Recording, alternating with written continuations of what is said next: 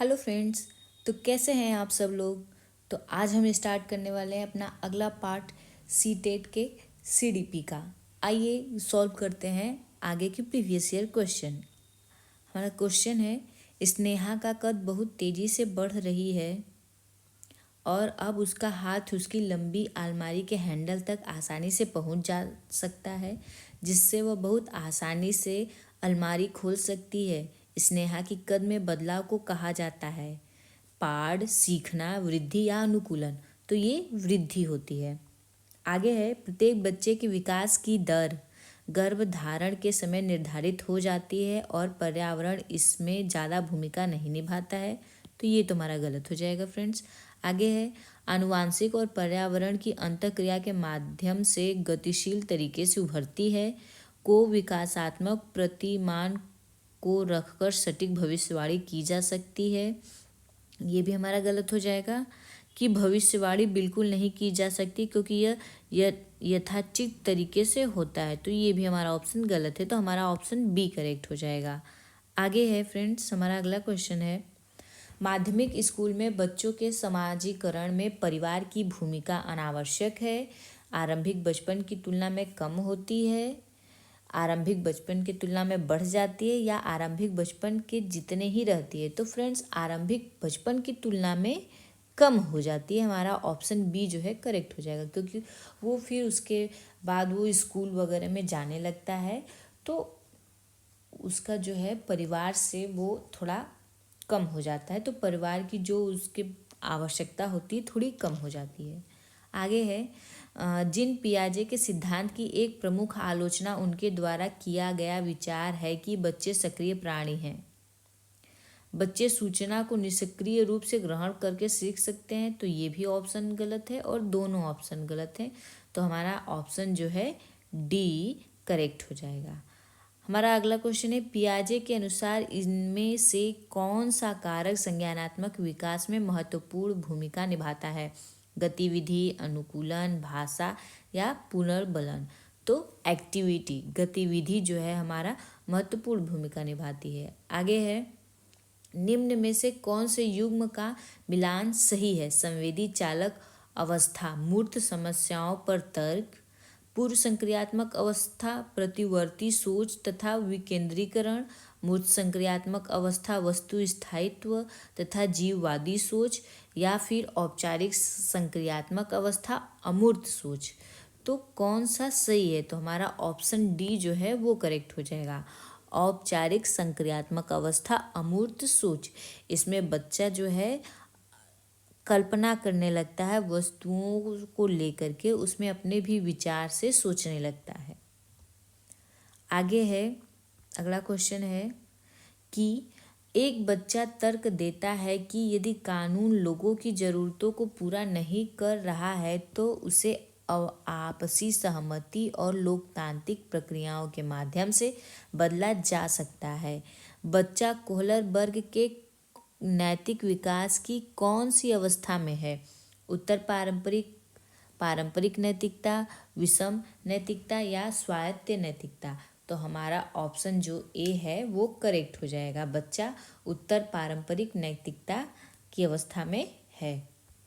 अगला क्वेश्चन है, ले वाइगोत्स्की के अनुसार अर्थपूर्ण सीखने के लिए शिक्षिका को बच्चों को पाठ प्रदान करना चाहिए, अनुकूलन सुनिश्चित करना चाहिए, को इनाम देना चाहिए, को सजा। सजा तो एकदम गलत हो जाएगा, इनाम भी गलत होगा और का अनुकूलन सुनिश्चित करना चाहिए। तो हमारा ऑप्शन ए जो है वो करेक्ट हो जाएगा। आगे है, प्रगतिशील कक्षा की विशेषता है कि शिक्षार्थी निष्क्रिय रूप से ज्ञान प्राप्त करता है। जहाँ भी निष्क्रिय आ जाए ये हमारा नकारात्मक शब्द है तो गलत हो जाएगा। शिक्षार्थी ज्ञान का निर्माण करता है, शिक्षार्थी रटकर स्मृति के माध्यम से ज्ञान ग्रहण करता है तो ये भी गलत है। शिक्षार्थी अधिकतर अनुकरण करके सीखता है, अनुकरण करके सीखता है। तो हमारा ज़्यादा सही आंसर जो है बी करेक्ट हो जाएगा। शिक्षार्थी ज्ञान का निर्माण करता है। आगे है, कक्षा कथन ए है, शिक्षकों को बच्चों की बुद्धि लब्धि मापने के लिए बुद्धि लब्धि की मानकीकृत परीक्षाओं का इस्तेमाल करना चाहिए। तो नहीं फ्रेंड्स, ये हमारा ऑप्शन गलत है। आगे है, बुद्धि लब्धि को मापने वाली मानकीकृत परीक्षाएं बुद्धि की सटीकता से भविष्यवाणी कर सकती हैं। तो नहीं कर सकती, यानी हमारा ऑप्शन डी जो है करेक्ट हो जाएगा। अगला क्वेश्चन है, जिन व्यक्तियों में लय, स्वर, माधुर्य के प्रति संवेदनशीलता होती है उनमें कौन सी बुद्धि होती है? संगीतमय, शारीरिक, गति संवेदात्मक, अंतर्वैयक्तिक, भाषाई बुद्धि। तो संगीतात्मक बुद्धि होती है। आगे है, सामाजिक रचनात्मक परिक्षेप के अनुसार भाषा सामाजिक पारस्परिक क्रियाओं के मौके प्रदान करके अधिगम को सुसाध्य बनाती हैं। चिंतन पर रोक लगाकर अधिगम प्रक्रिया में एक बाधक बनती हैं। अधिगम की प्रक्रिया में निरर्थक हैं। अधिगम की प्रक्रियाओं का अवरोध करती हैं। तो हमारा ऑप्शन जो है ए करेक्ट हो जाएगा। सामाजिक रचनात्मक परिक्षेप के अनुसार भाषा सामाजिक पारस्परिक क्रियाओं के मौके प्रदान करके अधिगम को सुसाध्य बनाती है। अगला है, समाज की संस्कृति पुरुषों और महिलाओं की भूमिका निर्धारित करती है। इसका मतलब जेंडर एक जैविक संरचना है, जेंडर एक सामाजिक रचना है। तो सही है, जेंडर जो है वो एक सामाजिक रचना है। आगे है, आकलन सीखने को सुनिश्चित करने के लिए तनाव और तनाव उत्पन्न करने के लिए करना चाहिए। तो ये गलत है फ्रेंड्स। आगे है, ये सीखने सिखाने की प्रक्रिया को बेहतर बनाने में मदद मिलनी चाहिए। बच्चों के नामनीकरण और उन्हें वर्गीकरण में एक अच्छी रणनीति। तो जहाँ भी वर्गीकरण आ जाए वो भी ऑप्शन गलत हो जाता है।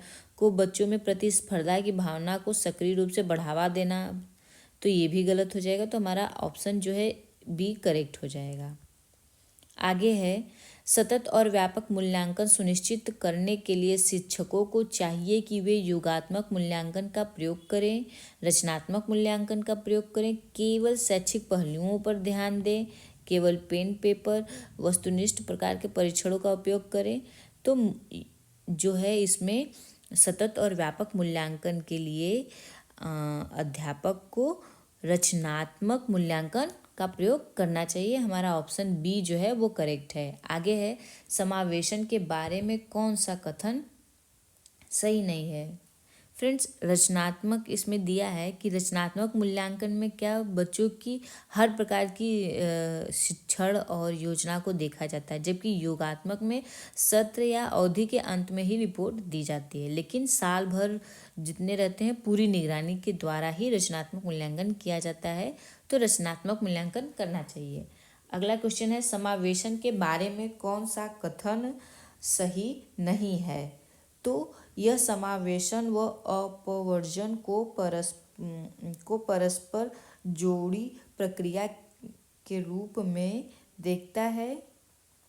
सॉरी फ्रेंड्स, यह समावेशन व अपवर्जन को परस्पर जुड़ी प्रक्रिया के रूप में देखता है।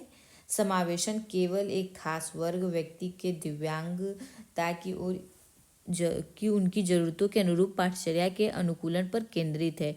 तो ये केवल आ जाने से हमारा ये ऑप्शन तो गलत हो गया। आगे है, समावेशन से सभी विद्यार्थियों को लाभ मिलता है। इस प्रक्रिया में स्कूल सभी विद्यार्थियों को विशिष्ट व्यक्ति के रूप में देखता है। तो हमसे ये हमारा ऑप्शन बी जो है गलत है। लेकिन हमसे पूछा है समावेशन के बारे में कौन सा कथन सही नहीं है, तो बाकी सारे कथन सही हैं, लेकिन कथन बी जो है वो सही नहीं है। तो हमारा आंसर बी हो जाएगा। आगे है, कथन विविध विद्यार्थियों की कक्षा में शिक्षकों को यथोचित स्वायत्तता देनी चाहिए और पाठचर्या और आकलन प्रणाली को लचीला बनाना चाहिए। बच्चे बेहतर सीखते हैं जब वो प्रभुत्व लेते हैं और उनके सीखने की ज़रूरतों का समायोजन होता है। तो हमारा विकल्प ए जो है वो करेक्ट हो जाएगा। आगे है, कौन सा उदाहरण सहायकी तकनीकी का इस्तेमाल करते हुए विद्यार्थियों की गतिशीलता में मदद करता है? छड़ी, सहायकी कहाँ है फ्रेंड्स में? गतिशीलता, जो कि गति करने में, चलने में। छड़ी, ब्रेन लिपि, श्रवण। तो छड़ी हमारा आंसर हो जाएगा। छड़ी के माध्यम से ही जो है विद्यार्थी को अगर ज़रूरत है तो वो चल पाएगा। तो हमारा ऑप्शन ए करेक्ट है। आगे है, निम्न में से कौन सी प्रणाली विद्यार्थियों जिन्हें दृष्टिबाधिता है के लिए प्रभावी नहीं है? जिन्हें दृष्टिबाधिता है उनके लिए प्रभावी नहीं है। कक्षा में कम प्रतिबंधात्मक वातावरण सुनिश्चित करना, कक्षा में गैर जरूरी बाधाओं को हटा देना, संरचनाओं को विविध तरीकों से प्रस्तुत करना, विद्यार्थियों के पृथक्करण को ध्यान में रखकर उन्हें हरदम अलग बिठाना। तो ऑप्शन डी जो है सही नहीं है। अगला है रचनात्मकता क्या है? कुछ ऐसा बनाना जो खोजने की क्षमता जो मौलिक हो या बिना बोर होए किसी कार्य को बार बार करना, तो ये गलत हो जाएगा हमारा ऑप्शन। अंकों के अनुक्रमों को याद रखने की क्षमता, ये भी गलत है। अभिसारी सोच करने की क्षमता, तो ये भी गलत है। यानी हमारा ऑप्शन ए जो है वो करेक्ट है। कुछ ऐसा बनाना या खोजने की क्षमता जो मौलिक हो। अगला क्वेश्चन है, शिक्षकों को बच्चों को चर्चा व संवाद करने के बहुत से मौके देने चाहिए। अर्थपूर्ण अधिगम की प्रक्रिया में दूसरों से अंतःक्रिया करना शामिल है। तो हमारा ऑप्शन ए जो है करेक्ट है, क्योंकि शिक्षकों को बच्चों को चर्चा व संवाद करने के बहुत से मौके देने पे बच्चे ज़्यादा से ज़्यादा सीखेंगे, जागरूक होंगे। तो ऑप्शन ए करेक्ट हो जाएगा। और जो हमारा तर्क है, अर्थपूर्ण अधिगम की प्रक्रिया में दूसरों से अंतःक्रिया करना शामिल है। तो हमारा ऑप्शन ए जो है वो करेक्ट है। आगे है, शिक्षार्थी केंद्रित दृष्टिकोण में क्या शामिल है? वे विधियां जहां सीखने में शिक्षार्थियों की स्वयं की पहल और प्रयास शामिल हो। शिक्षार्थियों के लिए शिक्षकों का निष्कर्ष निकालना, तो ये ऑप्शन गलत है। पारंपरिक व्याख्यान विधियां, ये भी गलत हो जाएंगे। वे तरीके जिनमें पाठ्य पुस्तक सीखने का केंद्र होती है, तो पाठ्य पुस्तक केंद्रित, तो ये भी ऑप्शन गलत हो जाएगा। अब हमारा ऑप्शन ए जो बचा है कि करेक्ट है। शिक्षकों को इस विश्वास को बढ़ावा देना चाहिए कि अधिगम एक सक्रिय प्रक्रिया है जिसका एक सामाजिक संदर्भ है। तो ये ऑप्शन आगे देख लेते हैं फ्रेंड्स। एक सक्रिय प्रक्रिया परंतु उसका सामाजिक संदर्भ नहीं है, तो ये गलत हो जाएगा। एक निष्क्रिय प्रक्रिया है, तो ये भी गलत हो जाएगा। एक निष्क्रिय प्रक्रिया, ये भी ऑप्शन गलत। हमारा ऑप्शन ए जो है एक सक्रिय प्रक्रिया है जिसका एक सामाजिक संदर्भ होता है, सही है। आगे है, बच्चों को नई अवधारणाओं से परिचित करवाने का क्रम क्या क्रम होना चाहिए? अज्ञात से ज्ञात की ओर, उच्च क्रम से निम्न क्रम की ओर, अमूर्त से मूर्त, सरल से जटिल। तो सरल से जटिल। बच्चों को पहले सरल चीज़ें बतानी चाहिए, उसके बाद तब उसी के आधार पर धीरे धीरे जटिल चीज़ें बतानी चाहिए। तो हमारा ऑप्शन डी जो है करेक्ट हो जाएगा। आगे है, समकालीन शिक्षा की नीति जैसे नई शिक्षा नीति 2020 का प्रस्ताव है कि सीखना होना चाहिए स्मरण आधारित, पाठ्य पुस्तक केंद्रित, अनुभवात्मक केंद्रित, परीक्षा उन्मुख। तो अनुभवात्मक केंद्रित, एक्सपेरिमेंटल होनी चाहिए। समकालीन शिक्षा की नीतियाँ, अच्छा आगे ये एक्सप्लेनेशन है इस क्वेश्चन का। अब आगे देखते हैं हमारा अगला क्वेश्चन। निम्नलिखित में से कौन सी एक प्रभावी समस्या समाधान रणनीति है? अनुरूपी सोच, प्रकार्यात्मक स्थिरता, अभिसारी सोच, कलन विधि। तो हमारा ऑप्शन इसमें कौन सा करेक्ट है? तो अनुरूपी सोच जो है ये भी होना चाहिए, और प्रकार्यात्मक स्थिरता, अभिसारी सोच तो नहीं होनी चाहिए, और कलन विधि तो कलन विधि। हमारा ऑप्शन बी जो है करेक्ट हो जाएगा। अगला क्वेश्चन है, कक्षा में मौलिक रूप से खोज एवं चिंतन को बढ़ावा देना बच्चों को प्रभावी समस्या समाधान तर्काऊ बनने के लिए प्रेरित करता है। सामाजिक रचनात्मक कक्षाओं के निर्माण में अवरोध पैदा करता है, तो ये ऑप्शन तो गलत हो जाएगा। अवरोध के कारण अर्थपूर्ण अधिगम पर नकारात्मक प्रभाव डालता है, ये भी गलत हो जाएगा। समालोचनात्मक चिंतन को बढ़ावा देने से ध्यान हटाता है, ये भी हमारा ऑप्शन गलत, यानी हमारा ऑप्शन ए जो है करेक्ट हो जाएगा। आगे है, महारत उन्मुख शिक्षार्थियों की क्या विशेषता है? विफलता का कम डर और क्षमता का वार्धिक दृष्टिकोण। विफलता का कम डर और क्षमता का स्थिर दृष्टिकोण, तो ये ऑप्शन गलत हो जाएगा। विफलता का उच्च भय नहीं होता है फ्रेंड्स, ये गलत हो जाएगा। विफलता का उच्च भय, तो हमारा अब ऑप्शन ए बचा जो कि करेक्ट हो जाएगा। विफलता का कम डर और क्षमता का वार्धिक दृष्टिकोण। आगे है, शिक्षक बच्चों को आंतरिक रूप से अभिप्रेरित शिक्षार्थी बनने के लिए प्रोत्साहित कर सकते हैं। पुरस्कार देकर, सजा देकर, निष्क्रिय अनुकरण को प्रोत्साहित करके, सीखने की खुशी को पैदा करके। तो फ्रेंड्स हमारा ऑप्शन बी करेक्ट हो जाएगा, सीखने की खुशी को पैदा करके। शिक्षकों को छात्रों को अपने विश्वास से अवगत कराना चाहिए कि क्षमता अनियंत्रित है, निश्चित है, वृद्धिशील है, पूरी तरह से बाहरी कारकों पर निर्भर है। तो हमारा ऑप्शन सी करेक्ट हो जाएगा, वृद्धिशील है। क्षमता जो है वृद्धिशील है, जिसे हम धीरे धीरे बढ़ा सकते हैं। यह निश्चित नहीं है और न ही बाहरी कारकों से प्रभावित होती है और न ही अनियंत्रित है। तो फ्रेंड्स आज के क्लास में इतना ही। अब हम आपसे मिलेंगे अपने नए क्लास में। हमारे वीडियो को लाइक करिए, चैनल को सब्सक्राइब करिए। अगर आपको इसकी PDF चाहिए तो आपको हमारे टेलीग्राम ग्रुप में मिल जाएगा, जिसका लिंक हमने सब्सक्रिप्शन बॉक्स में